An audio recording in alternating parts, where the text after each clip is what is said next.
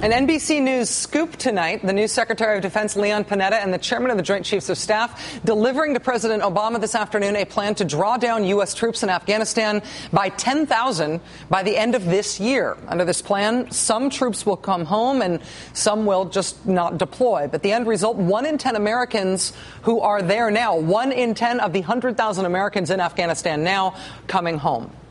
Now, 1 in 10 is nowhere close to a majority. It's not everybody. But if this happens, it will be significant movement in one of the two global big picture things to know about America right now.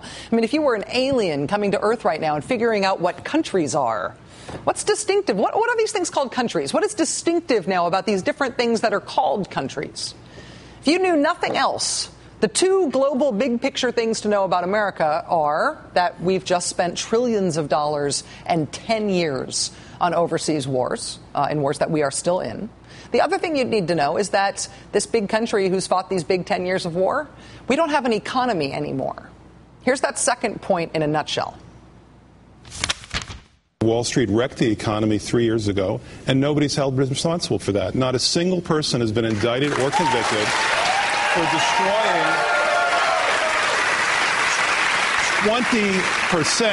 20% of our national net worth accumulated over the course of 2 centuries. Wall Street has iron control over the economic policies of this country, and that one party is a wholly owned subsidiary of Wall Street, and the other party caters to them as well. Alan Grayson, former congressman, nutshelling nicely what happened to us over the past few years and explaining in that case why an Occupy Wall Street protest makes sense to anybody who gets the basics about what's wrong with our country right now. Here's another nutshell version of it. The people on Wall Street broke this country, and they did it one lousy mortgage at a time. It happened more than 3 years ago, and there has still been no basic accountability, and there has been no real effort to fix it. That's why I want to run for the United States Senate. That's what I want to do to change the system. From populists like Alan Grayson and the former congressman there, and also Elizabeth Warren campaigning for Senate at a debate in Massachusetts there, and from the people from all walks of life joining this new protest movement. I mean, you'll notice people aren't complaining as much anymore that they don't understand the message of Occupy Wall Street. Sorry, Occupy Wall Street doesn't need a manifesto. The message is as clear as a bell. Wall Street broke the economy badly. We're all still suffering for it. Wall Street never got held responsible for it, and now they're using their power and their money to stop us from fixing the mess. They broke the economy, and then they ate the political system. So not only do we have a broken economy, we do not have a way to fix the broken economy. Ron Suskind, a Pulitzer Prize-winning journalist, has just written a potboiler of a book about how the Obama White House did and did not deal with the explosion of Wall Street. But what I want to know from Ron Suskind is after all of that reporting on how this White House works, what it does well and what it doesn't, after all that reporting on who the president talks to and who helps him get done what he wants and who hurts him, what I want to know is when we hear President Obama talk now, sort of the way Elizabeth Warren talks. When we hear President Obama now taking a more populist line, when he talks about being a warrior for the middle class, does that mean he's going to do something now differently than he has been doing?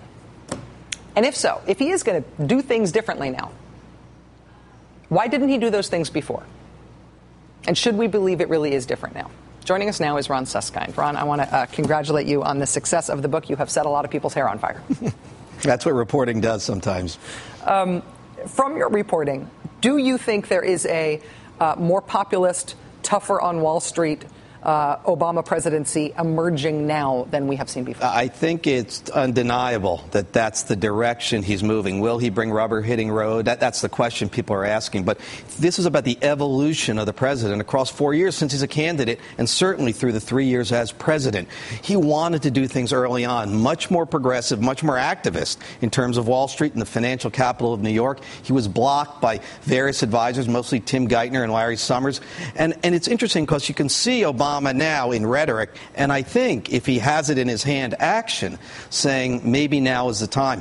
This is about Obama, as he says in the final interview of the book, arriving at a fully realized presidency. And the question is, will he bring action as well as word? Some of the people who you describe as blocking the president from a more aggressive agenda against Wall Street, a more progressive agenda, things like taking down Citibank, some of those people are still there. Would it be different now if he wanted wanted to push those same kinds of ideas? He's going to have the same resistance within his administration, or is he more powerful in relation to them now? Well, I think part of the book, the key to the book, is the Obama learning how to run his White House. Look, this is a hard job. He had no experience going in. He meets the twin crisis of a collapsing economy and a collapsed financial system. Ultimately, these guys are experts. He's not an expert in finance or the economy. Tim Geithner, Larry Summers is. What he learned, though, is how to take control of his White House. That's in the book. It's in the memos. It's in meeting after meeting. The question is now, will he use that capacity? Look, presidents sometimes take a year or two to learn that job. He clearly has learned it. The question, I think, is deeper. It's one of commitment. It's one of conviction. And will Obama now, in a way, signal back to the people who elect him, which he does in that last interview? He says, look, why did I get here? What did I do that only the president can do? And in a way, he's saying, can I do it now? But the difficulty is this. It's going to take a kind of fervor, a kind of clarity that some of these things are not simple, and you're not going to get a consensus among your advisors. It's just a matter of doing it. Doing it because it's the right thing to do, a matter of moral choice. David Axelrod talks about that in the book. Can Obama capture moral choice, moral energy on the domestic landscape? Clearly, that's what is being asked of him now by people around the country. The question is, can he rise to the moment? And answer your own question there, though. With the reporting that you've done and the people that you've talked, not just talking to the president, but talking to people around him and seeing this evolution in his career, do you think that he can? Just as an American, watching him make those speeches now, do you feel like he's changing direction? Well, sometimes I worry because I still hear a yes and then a but instead of just a yes. It's interesting because through this period, you see the president realizing that at the end of the day, it's about action as well as gesture. And, I still don't know. I think that he, in a way, is facing necessity as the mother of invention. He's feeling desperation rise. How could he not? He sees a political situation. He sees the economy still really hurting. People are hurting across the country.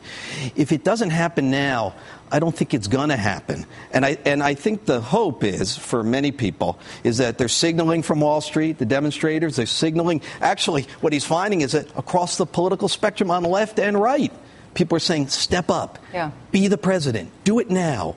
The question is, will he hear the call? Is there constraint on him from Wall Street? I mean, is Wall Street trying to hold the re-election campaign hostage, saying effectively they will fund his re-election campaign if he gives X, Y, and Z to Wall Street in terms of policy, and they'll withhold donations if he doesn't? Well, look, at this point, I think he's figuring the donations are going to the Republicans anyway. Okay. What's there to lose? I mean, he had a lot of Wall Street contributors during the 2008 campaign. They're not there now.